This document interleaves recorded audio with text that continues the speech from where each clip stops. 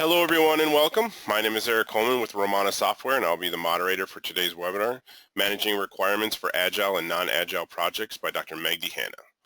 We're excited you're able to join us today. Set aside an hour to attend this webinar. This webinar is sponsored by Rommana Software, the leader in application lifecycle management technology. For more information about Rommana ALM, please visit rommanasoftware.com. This webinar is also being co-sponsored by IIST, the leaders in education-based certifications and training. For more information on how IIST can help you or your organization, please visit testinginstitute.com. This webinar is being recorded and will be made available for viewing within 48 hours at rommanasoftware.com. You may submit your questions at any time by using your question box in your GoToWebinar window. Today's presenter will answer as many questions within the time allowed at the end of today's session. At the end of today's webinar, you'll be asked to complete a short survey. At IIST, we strive to provide the highest quality educational resources for the public and would appreciate it if you take a few minutes to complete this short survey. I will now turn the webinar over to today's presenter, Dr. Magdy Hanna. Dr. Hanna? Thank you, Eric. All right, good morning or on where you're joining me for taking the time to be with me today. Some of you might have already attended some of or by Rommana Software. I'm going to start with this very simple slide, kind of presents some facts that we already know.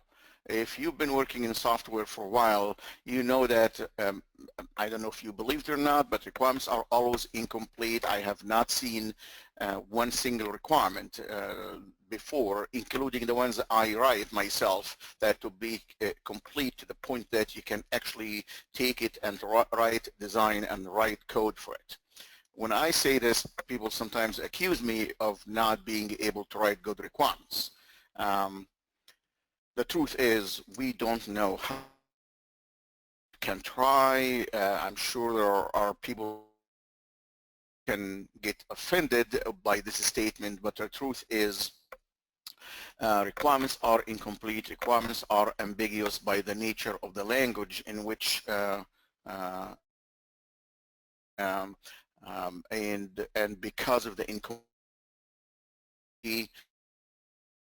assumptions as they are writing the design and the code, and then testers make other assumptions that while they're writing the test cases,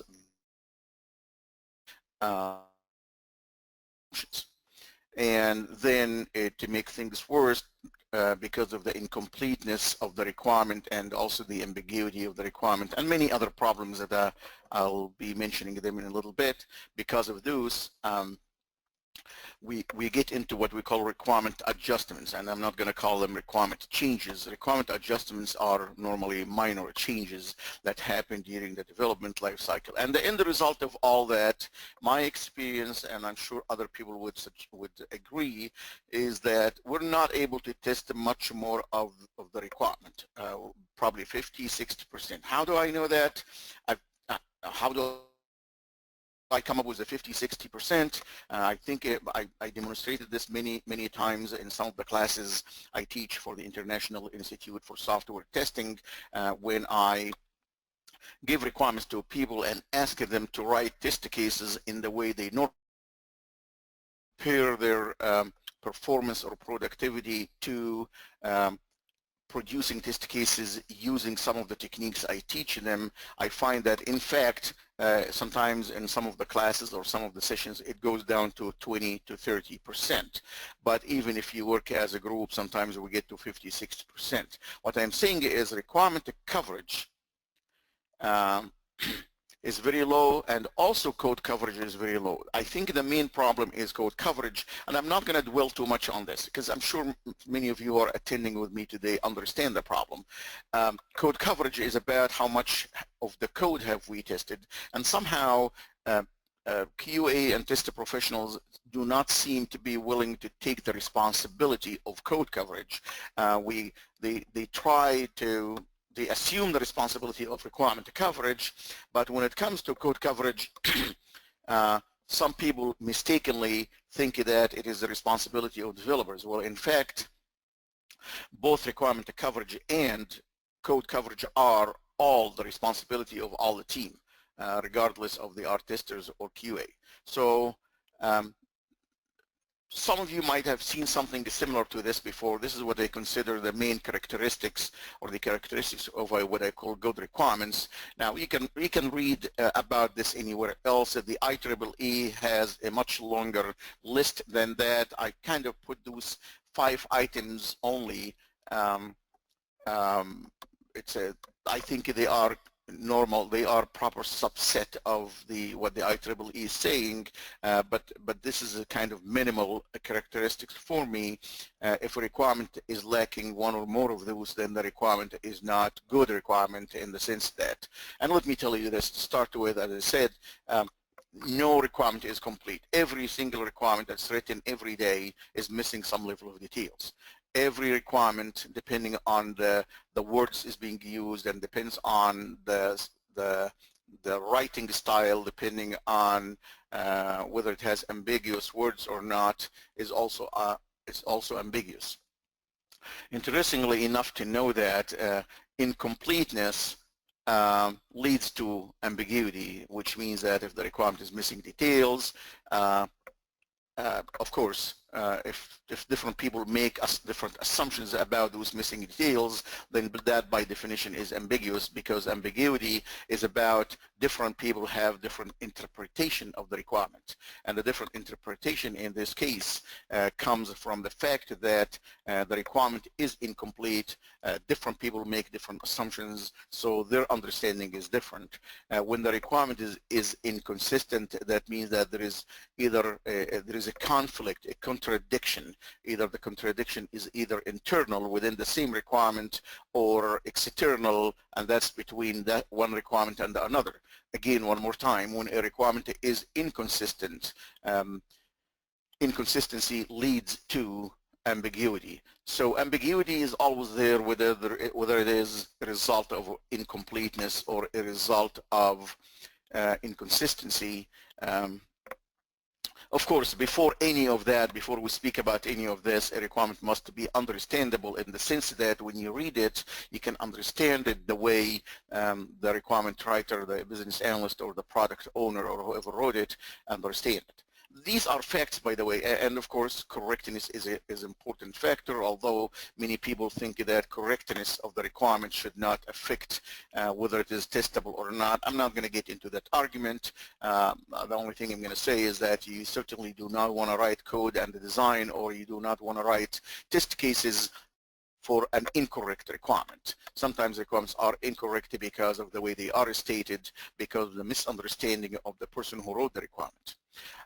The bottom line is, I want to tell you that if we try to rely on requirements to write our design and code, or rely on requirements to write our test cases, we're making a big mistake. We are making a big mistake. And I'm sure many of you have seen this happening. So the bottom line is, in the beginning of this webinar, I'm going to tell you this: never, never, never take a requirement as it is written, regardless of whoever he or she is. Don't ever take a requirement and try to design the tests for that requirement, or try to design the code or whatever. Don't. If you do this, you're really setting up yourself for failure. So what is the solution? There's a number of things that people have been talking about. Of course, many of you are dealing with Agile projects, so you're going to say, well, I don't deal with requirements. We actually use user stories. Well, I don't know if user stories improve the picture at all, and I'm going to talk about the difference between user stories and the requirements and what we need to worry about. Please, if you always have a question, please go ahead and share on your questions, and I'd like to get your comments. Probably I should ask at this point, out of the attendees I have today, how many of us are actually working on Agile projects? This number, by the way, gets increased day by day. I don't know why, but that's fine. I'm not going to talk about Agile as being bad or good today, but at least give me, if you're working on currently working on Agile projects, please raise your hand. Click on the hand on the top of the panel and show me that. Just I'll take a count quick. Gail, thank you. Gloria, Mai, and Pam, that's 4. I should have a poll to count for me, but I did not prepare one. 5. That's only 5 people. That's about 20% people working on Agile. I have reasons to believe that the number should have been higher than that. When I go to places to teach classes and I ask, sometimes I go to organizations that everything is Agile. But anyway, Agile is not good, Agile is not bad. I'm not talking about this. But Agile certainly affects the way we do things, whether it is in requirements or testing or development or whatever. So if you're using user stories, okay, let me just share with you my own opinion. And I stress it's my own opinion about user stories. I'm not 100% against user stories, but I am against user stories to a certain extent. If you use user stories as is, they're very high level and they're brief. So we substituted incomplete, ambiguous, possibly inconsistent requirement by a very brief, high-level user stories. Some of you might have different opinion. Please share them with me, and I'll share them with the rest. Now, of course, some of you might say, no, for a user story, we write what we call acceptance criteria. I'll speak about acceptance criteria in a little bit. And certainly it goes without saying, if you were to write user stories along with the acceptance criteria, and the truth is, people who advocate using user stories, they also say that a user story does not stand by itself. You cannot. But I have seen many Agile projects that are not using acceptance criteria for user stories. Well, maybe I should ask also, out of those 20% who said they're using, they are working in Agile projects, how many is currently working in on a project that uses user story as opposed to requirements? And some people say we use both, but let me say, just how many are using user stories? Gail, thank you. Pam, also Paula. Okay. And Tamara. Again, the same, roughly 20%. So the assumption is everyone who's using an Agile project, using Scrum, because Scrum advocates that we use user stories. My apology if I'm going to ask you too many questions. Out of those of you who said you're using user stories, how many of you are writing, or someone else in the project is writing, what we call acceptance criteria? More details for the user story. How many of us are working in a project that uses acceptance criteria for a user story? So far, I have only 2 people. So my hypothesis was right, that not every project use acceptance criteria. And I have to be work user story. You're going to use user stories. Implement what you're going to be doing. User stories are very brief, very high level. They don't have a lot of details. They have much less details. Even if some people claim that, well, a user story is not in the same level of complexity as a requirement, because typically we take a requirement and we break it down into user stories. Absolutely, I'm going to have to agree with that. User stories are a good mechanism by which we can decompose a requirement, a large complex requirement, to smaller and smaller pieces, such that we can schedule those smaller pieces to different sprints or iterations, right? But the problem remains, those smaller pieces that we refer to them as user stories, they're still very incomplete and missing lots of details. Of course, a lot of people say, well, Agile is about talking, it's about collaboration, it's about asking lots of questions. you take a user story, you go to the Agile meetings or the Scrum meetings, and you ask questions. You can ask as many as you want. Asking questions, by the way, is not a bad practice, but it becomes a bad practice when you don't document those questions and you don't document the answers. And of course, if you're an Agile project, you're not supposed to document much. You're not supposed to create documentation. That's not very necessary. And some people claim that those questions and the answers and those collaboration are not necessary to document, so they don't get documented somewhere, anywhere. So people use user stories. Please, remember, I'm talking based on my own experience, and that's why I'm expecting some of you who have shared those with us through the questions tab. So if you click on the questions tab, you can share anything with me and I will share it with the rest of the people. So again, if you're going to rely on verbal discussions of the user stories, you're not getting too far.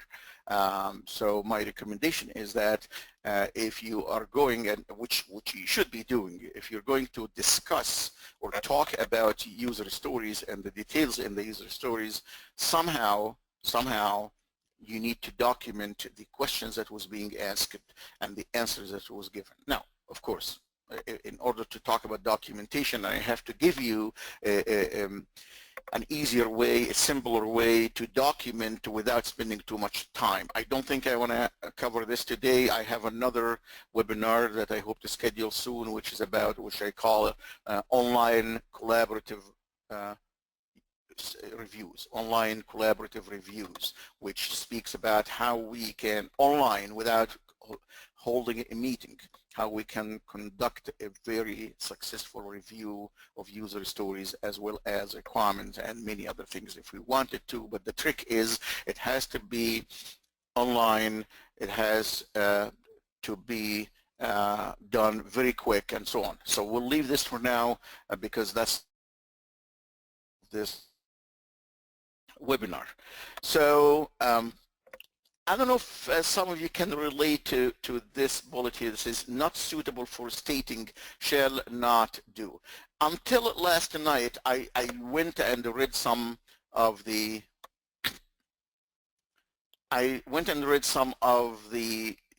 user stories that are written by some of the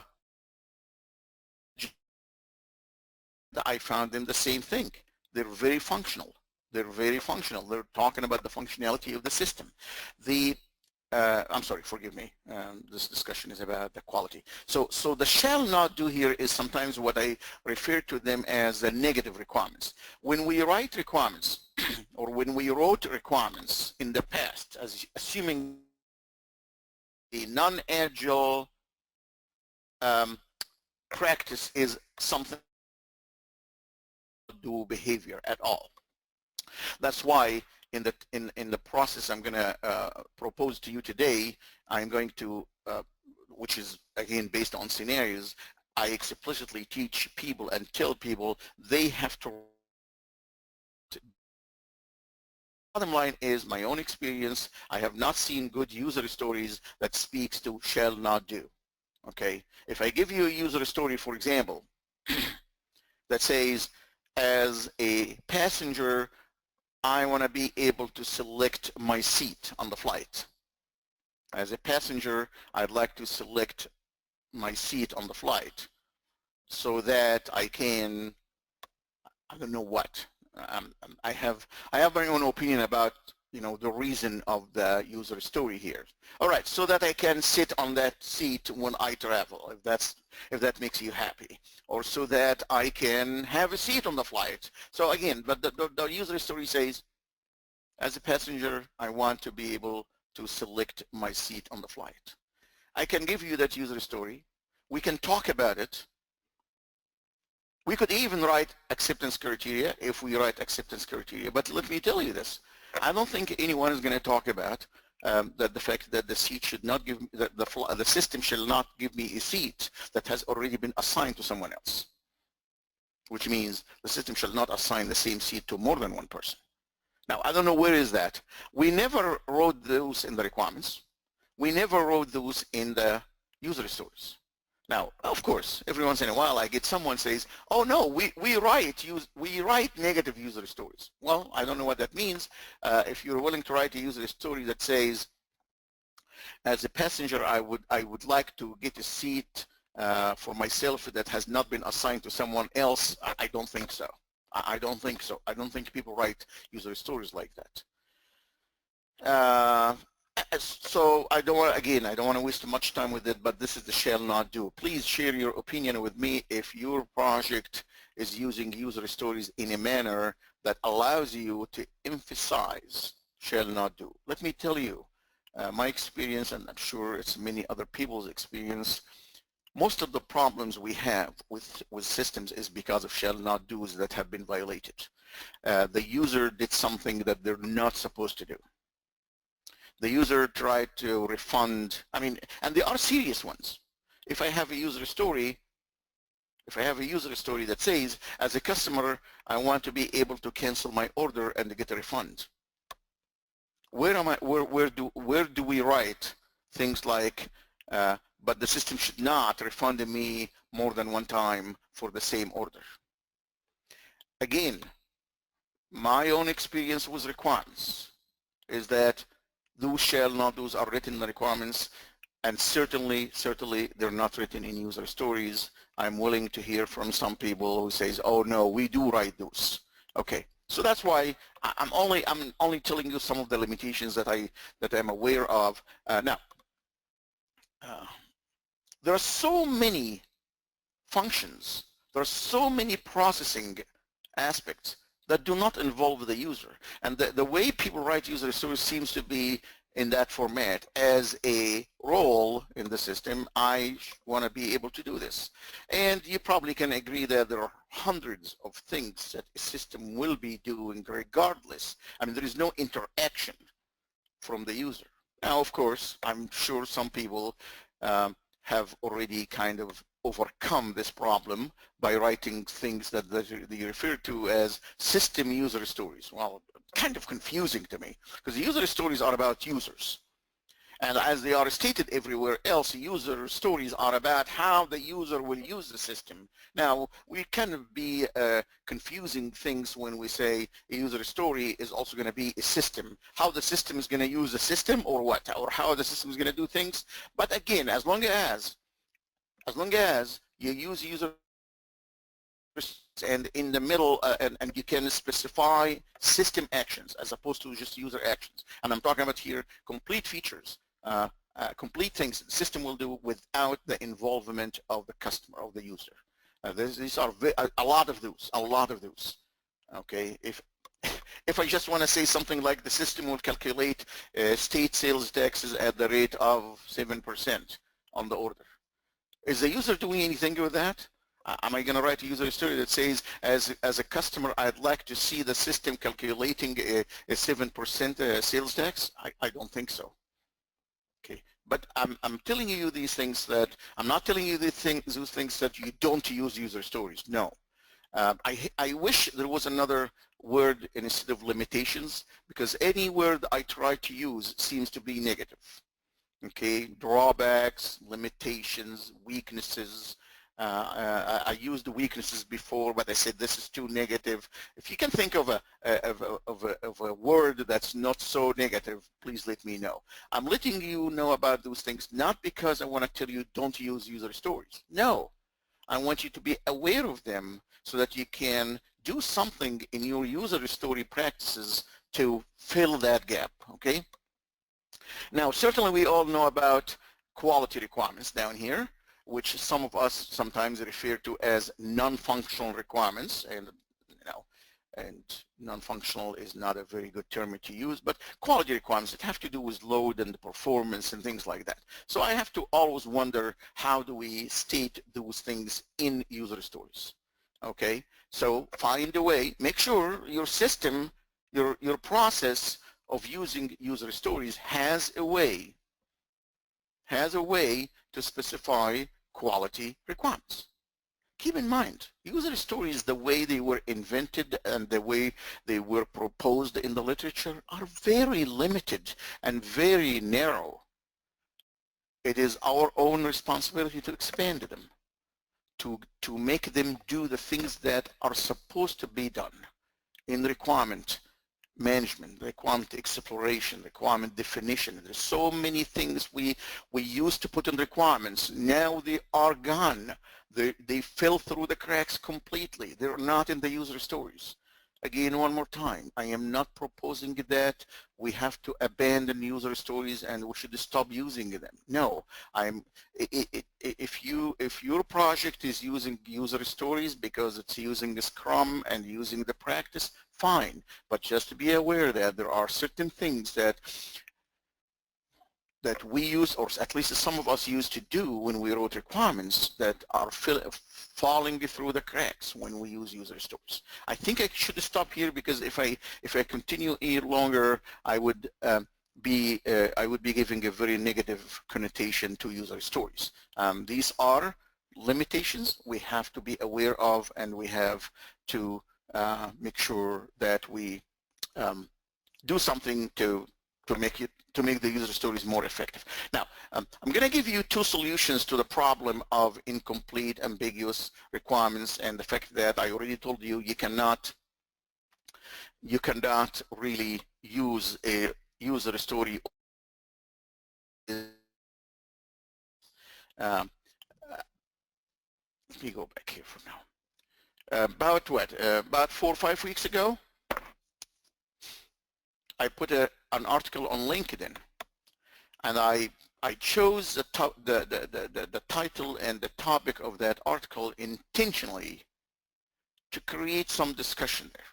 And the title of the article, which kind of some people, it's about time to stop relying on requirements. Of course, many people who have been working with requirements for years kind of said, are you crazy?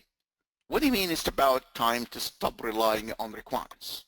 And some people who did not read the article to show are not so built as they are. So kind of this discussion. So some people who did not even read the article started to argue. So what do we rely on? If you don't want to rely on requirements, what do we rely on? Okay, and some other people said, well, I rely on the code. I take the code from developers to try to understand what it does. A lot of weird stuff, okay? But my reasons to write this article is to create some discussion, to get people to think about our requirements, is our current practices of requirement or requirement writing. Is it good enough to build good systems? Even if we were to use these, and of course, some people, trust me, some people said, that's why we do not use requirements, we use user stories. I say, really? Great. So what are you doing? Substituting something bad for something worse? Again, I know I'm going to sound negative here, but when I say something negative, something worse, is because user stories are not any more complete than requirements. Let me see here. It looks like I have, no, I don't have any questions. I see a text box come flashing in front of me, but I don't have any question or comments or anything. So I guess people either are asleep or are just happy with what I say, or perhaps don't care what I say. All right. So one way to do it, and certainly we have to be doing it, and I've talked about this for many years, is how to use additional artifacts that we can link to requirements. And I'm not going to speak about this too much. I just could not speak about solutions today without giving you all the solutions. So one solution is to make sure that we supplement requirements and user stories equally. We supplement them with some artifacts like those ones, and it doesn't matter. It depends. Every requirement, every user story can be using any one of those. And so the most common one I've seen people using is this user interface. So people take a user story or a requirement, and give them to the developers. The developers start to building user interface prototypes, and we use those to supplement. So we're already doing some of this. Okay, so we use the user interface prototypes to supplement the requirement or the user story.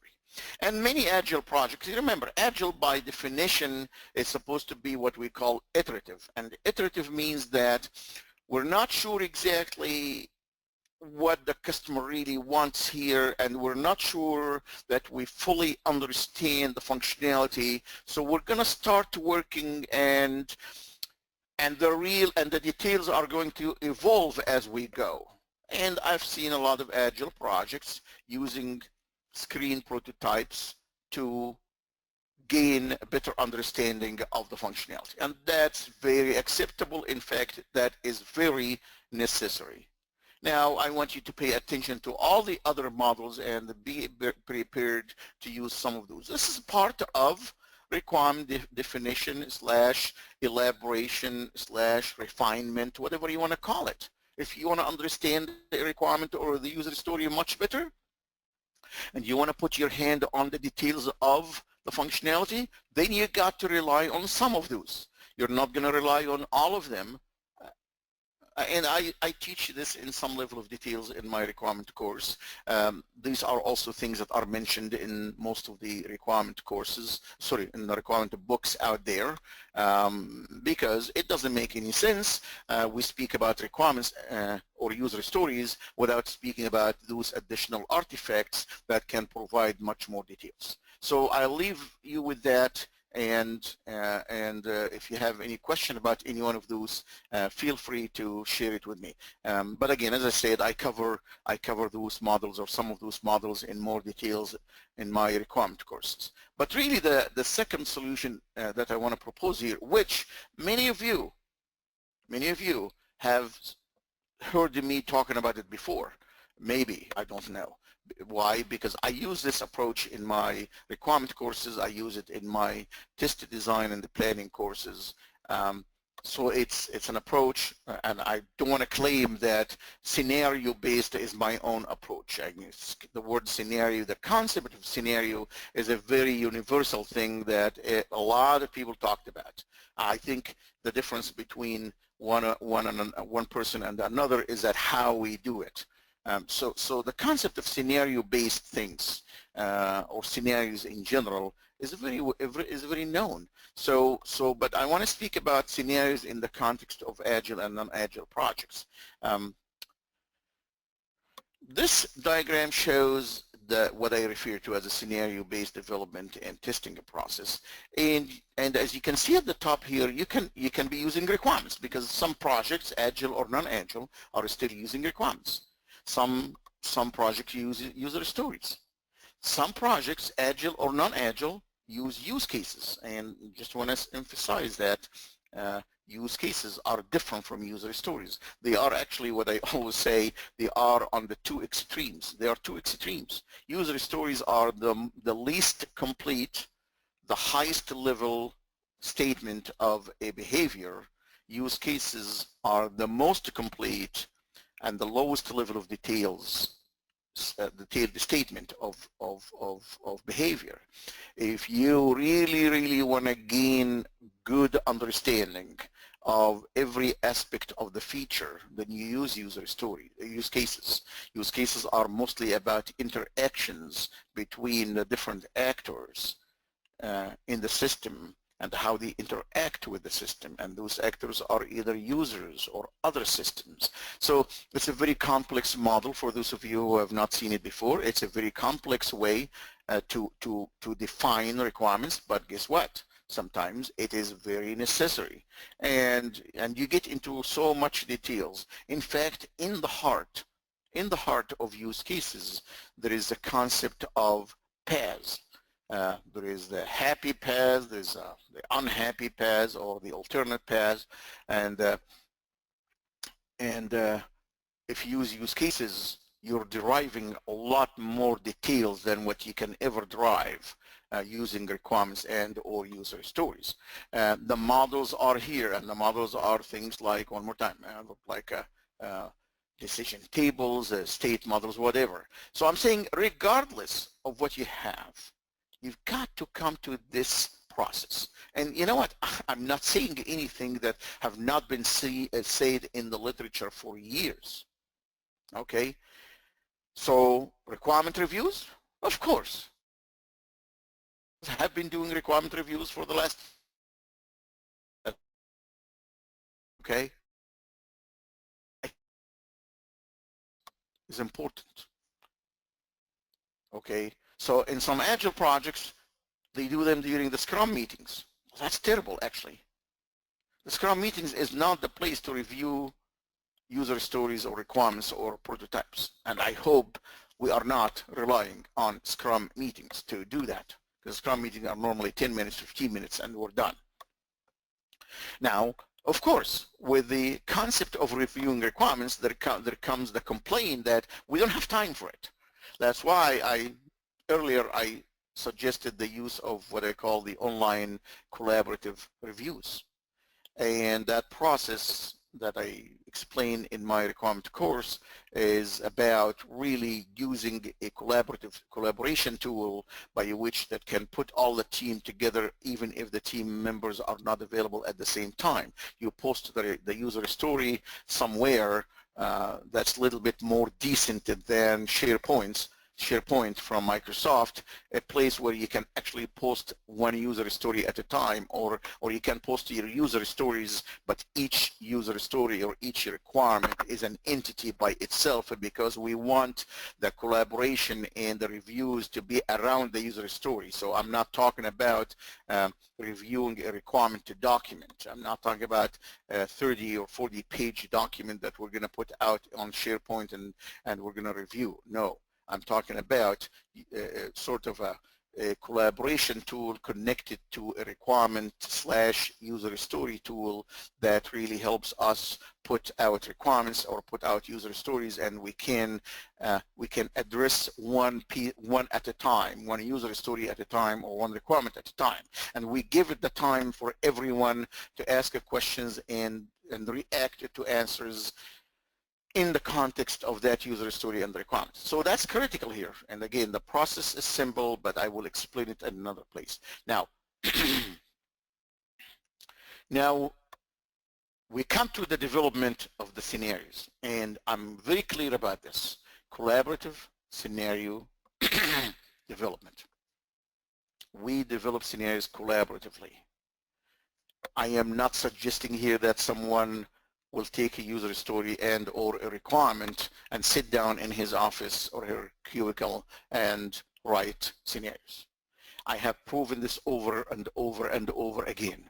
When we as individuals work in building anything that has to do, that requires brainstorming, we don't brainstorm very well by ourselves. In my classes,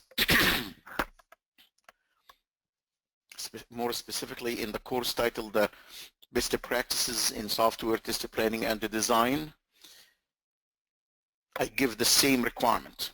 I give requirement to people and have them sit down by themselves individually, write scenarios. Of course, after I teach them very well how to write scenarios, and I ask everyone to build the scenarios, then I bring the people together to brainstorm and collaborate.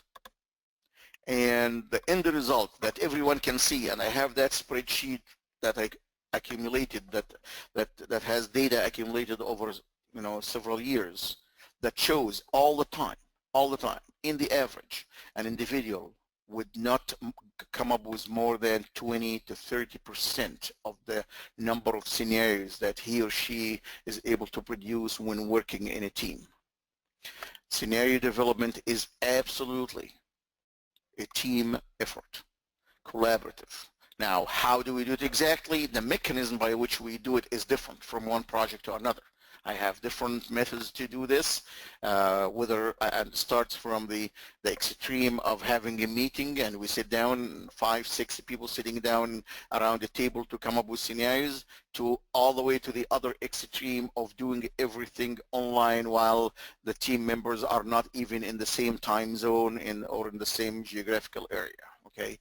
But there are multiple mechanisms by which we can build those scenarios collaboratively. I'm sure some of you are, if you have not seen scenarios before, you're probably wondering what are those scenarios. Then at the same time we do the collaborative scenario validation, and of course there is a number of things that we look at. The scenario validation process is not as simple as just looking at our scenarios. No, there is a number of things we look for in scenarios. Okay, so I'll leave this for now as well. So, but this is a high-level process. The mechanism by which we do each one of those boxes. There are different mechanisms to do that. Okay, but as you can see now, only after we validate the scenarios, we start to moving to building the system. And we start going on the left here, moving to write the test, to do the tested design. That's why I call it scenario-based development and testing. Guys, this is my recommendation. This is my experience. This is the process. I believe it's going to be very effective, and it has been very effective. I can tell you, customer after customer, company after company telling us this works great when you do this. Now, of course, everyone is going to say, well, that's all great if we have the time to do this. This is not time consuming. For an Agile project, I have shown, if you, in my course on discovering and testing requirements for Agile projects, I've seen that we take user story, we go through this process in no more than 45 minutes, by which, so by the end of the 45 minutes, we come up with the scenarios, the validated scenarios. So these three boxes together are 45 minutes for one user story. Now,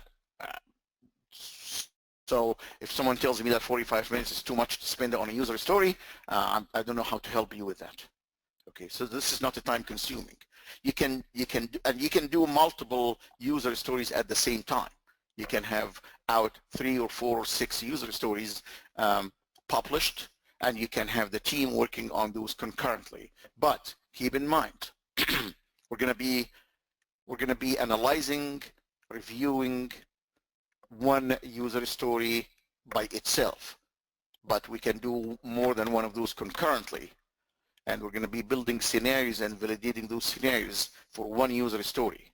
So the way you do it such that if I were to put my hand on a user story, someone can say, here's what we have so far for scenarios. Okay, I'll show you this in a little bit.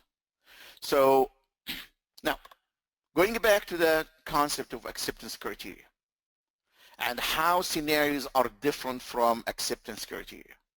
I have had people in my scenario-based courses, I'm going to call them that way, that work on Agile projects yet use acceptance criteria. And I always solicit that input from people. I said, do you think the way you learn scenarios now are scenarios the same as acceptance criteria? And the reason I ask, well, of course I know the answer, but the reason I ask is because I want to solicit input from different practitioners, right? Because we all do acceptance criteria differently. And I'm sure the 2 or 3 people today who said they're using acceptance criteria have their own opinion as well. But I don't know if you can really give me your opinion today, because I have not shown you how scenarios really are. But the answer I always got, never got anything different, that says no. Acceptance criteria is much higher level than scenarios. So here is so let me show you the definition of a scenario. Without even, you'll see examples in a little bit. Any condition or any situation that you think it could possibly happen in production, the system must react to it, is a scenario. It doesn't matter what it is. It could be something very normal that can happen every day. It could be something very abnormal that will not happen every day. It can be the use of some invalid data. It can be a shall not do situation. Someone has tried to do something that they're not supposed to do. It can be some sort of abnormal condition that happened with the system, either as a result of a user action or not. Abnormal things happen to systems every day. So that's to me where the power of scenarios are. Okay, now I tried to look for a universal definition of acceptance criteria in the literature. There is no one. So this is just one definition. I apologize for the uppercase C here. It's not supposed to be. I have not found one universal definition. So this is the most complete definition I have seen for acceptance criteria. It's something, in general, everyone agrees that it's something we want to use to validate that, or to verify that the system actually has been built as intended, or it works as expected. And there is a lot of discussion out there about the acceptance criteria is not about the system works as designed, but the system works as intended, which is fine, of course. The system needs to work as intended, not as designed, okay? But what is an acceptance criteria? I've seen it all over the map. I've seen it all over the map. I've seen a user story that says, as a customer, I'd like to be able to cancel an order and get a refund. And the acceptance criteria, or at least one of the acceptance criteria, says, I shall be able to verify that the refund has been processed. Okay, of course. Of course. It goes without saying. I don't even have to write that acceptance criteria. I guess whoever wrote it saying, if the user story is about canceling an order and giving a refund, then one of the acceptance criteria is the refund has been processed. Very high level, of course. Again, my experience is that acceptance criteria never goes in the same level of details, and they're not as specific as scenarios. Yet, if you are very good, in fact, everyone who learned my scenarios and my scenario process, when I say something like, you could now use your knowledge of scenarios and add them to acceptance criteria and kind of make your acceptance criteria more specific to be in the level of details of scenarios, people say, no, we're going to leave the criteria as they are, and we're going to build the scenarios off those. So that's why I'm going to show you a number of options. But the point is, I want you to use one process and you stick to it. Don't change it all over the project.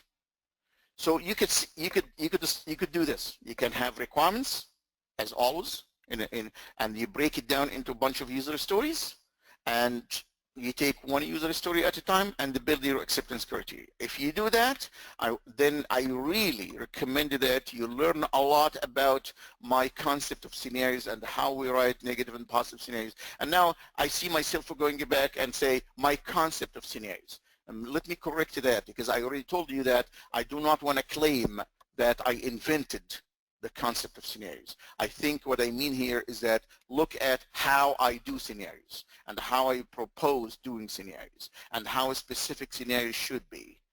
Okay, because my scenarios have negative scenarios, have positive scenarios, have expected behavior of a scenario. It has a number of other things. Okay. So if you decide to use this process, and we already verified that some people are already doing this, then please make sure that your acceptance criteria are very specific in the level of scenarios. Now you could also do this and simply do without the acceptance criteria. If you think scenarios are going to help you better, there is no point to duplicate the effort. Just replace your acceptance criteria with scenarios. Now let me, because if you have not taken one of my courses of scenarios, you probably are wondering now, what are those scenarios and how they are different from acceptance criteria? Let me give you a quick example, very quick. Okay, If I have a user story that says, as a customer, I'd like to place an order online. Or as a customer, I'd like to cancel an order and get a refund. Just a quick overview of what kind of scenarios I would write for that. I'll say, canceling an order that has already been shipped, canceling an order that has not been shipped, canceling an order that's fully refundable. That's canceling an order that's non-refundable. Canceling an order that has multiple items. Canceling an order that has only one item. Canceling an order that has multiple items. Some of them are refundable, some of them are not. Canceling an order, while canceling an order, I get disconnected from the internet. That's a negative scenario. Canceling an order more than once. Canceling an order that was paid by credit card. Canceling an order that was paid by check. Canceling an order. You see what I'm doing here? I can, in about 2-3 minutes, I can list 15 to 20 scenarios. Now, again, if your acceptance criteria going to address all that, I'm happy with it. So don't even bother about scenarios and continue to use your acceptance criteria. This is what I heard from most people doing Agile. They want to continue with the first picture here, but then you're going to, and the reason they want to do this, they feel a value of acceptance criteria. I fail to understand what is the value of acceptance criteria. If you're going to elaborate anyway into scenarios, and you already believe that acceptance criteria are not as specific and not as detailed as scenarios, why are you doing them? And I think most of the time it's political reasons. People say, well, the team is doing acceptance criteria. We are not going to go back and tell them don't do acceptance criteria but do scenarios. We will let them waste the time to do acceptance criteria, and then we'll take the acceptance criteria and build the scenarios. Again, I'm hoping to hear some opinion from anyone out there. As I said, either unless people don't care about what I'm saying. I'm going to look here at questions. No single question, no comment, nothing. Not sure why, but it's okay. Any reaction would be great. Any reaction would be great. Let me see the level of attention here of people who are attending with me today. I remember there was a way to know the level of attention. Not going to waste time now, but yeah. Well, actually, yeah, have few people who are not doing anything, but all right. So you could take that. In my opinion, you know, this is going to take a little bit longer time. You could use the time, but again, it's like anything else. You might gain from the belief that people like to decompose things in multiple levels. So this is a higher level than this and so on. Now, you could also do this, which I recommend, in fact, all the time for non-Agile projects and also for Agile projects that are not using user stories. Does this work? Of course, it works 100%. So I teach this process in my sort of non-Agile courses, and I teach this process in my Agile courses. I really don't teach this or this, because if I believe the scenarios are much more powerful than acceptance criteria, then I would rather just substitute acceptance criteria by scenarios. All right. So got 5 minutes left. I want to show you some screenshots from the, remember, the reason I do those webinars is because these concepts, all these concepts are supported by Rommana ALM, the tool from Rommana Software that's sponsoring this webinar. Okay, so here is a screenshot of the requirement screen from Rommana ALM. At the top here, you have the requirement name, you got your requirement description. This is Some of you might refer to this as the old fashion of doing things. Okay, but if you are working in a non-agile project or in an agile project that's not using user stories, that's what you have. You have a requirement description here. You got a paragraph or two that describes the behavior of the requirement. If you pay attention here, I mean, down here is all the other pieces that are related to this requirement. Amongst them, of course, the other related requirements. If you click this button, it should show you what other requirements are related to this. Okay, these are the custom attributes that have been created. Of course, the requirements have certain attributes, but you can create. But here is an important thing down here, scenarios. And of course, the yellow dots here meaning that there's something behind this button. So if I were to click on this, of course, this is a static screenshot. If I were to click on this, which I'm going to show you in the next screen, it tells you all, it takes you to the scenario screens that gives you all the scenarios for that requirement. The reason I'm showing you this is not because I want you to buy the tool. In fact, the tool is available for free. You can use it for up to 5 people. But the reason I'm showing it to you is to tell you whatever tool you use, it has to keep scenarios along with the requirements. Scenarios are part of the requirement. So if I were to go here to this screen, which I get by clicking this button, it looks like that. These are, this is a subset. I just took a screenshot from the scenario screen. So what you're seeing here about 6 of the screens of the scenarios. I believe this requirement had over 35 scenarios, just to give you an idea about how much details are there. Now, of course, some of you says 35 scenarios? Where are we going to find time to do this? Well, here's the thing.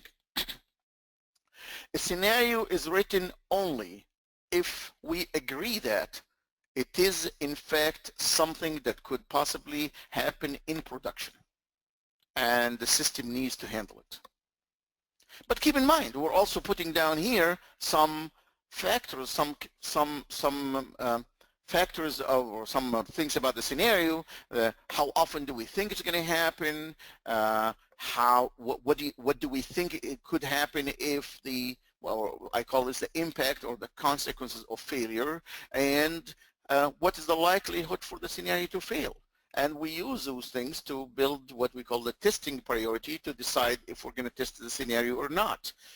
We don't use this priority to decide if we're going to write the code for the scenario or not, because if the scenario has been decided that it possibly could happen in production, then the development team will have to write the code for it. The test team may or may not test it, and that's a different discussion. But again, this is a list of scenarios. So you got to be able, so if you're not using Rommana ALM, I don't know what you're using, try to tweak the tool you're using to help you do this exactly. Okay, or otherwise just use a spreadsheet and attach it to the requirement. Okay, so back to the requirement screen. Now, if I were to use the same tool, and Rommana can be used in Agile or a non-Agile environment. So here is the same screen, and believe it or not, okay, but in the context of user story. And I intentionally wrote the same requirement in the form of a user story and acceptance criteria. So if you have user story at the top here, I mean, the requirement used to be what's called global requirement importing. That's the requirement, that's the feature. And this is all the details. The user story is, as a team member, I want to import requirements for a Microsoft Word document. Okay? And here's the acceptance criteria.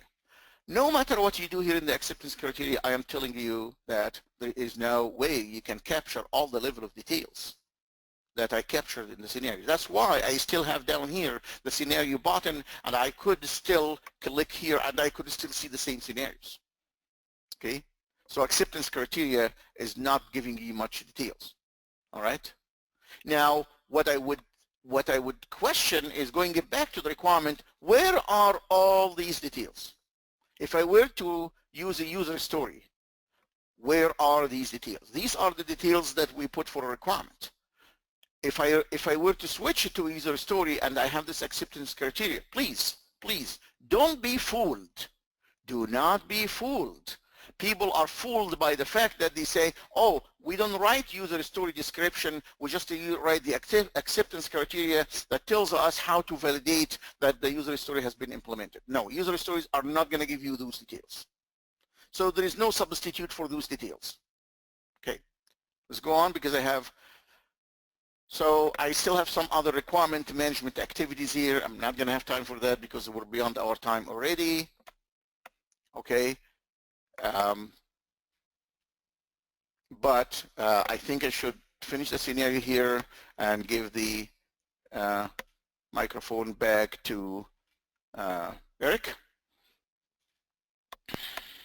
Thank you, Dr. Hanna, for your time today, and I want to thank everyone for joining us for today's free webinar sponsored by Rommana Software and co-sponsored by the International Institute for Software Testing. You can follow both IIST and Rommana Software on Facebook, Twitter, LinkedIn, and YouTube to find out more news, events, and promotions. Thank you all again for joining us today, and have a great day. Thank you, Dr. Hanna. Thank you, Eric. Thanks, everyone.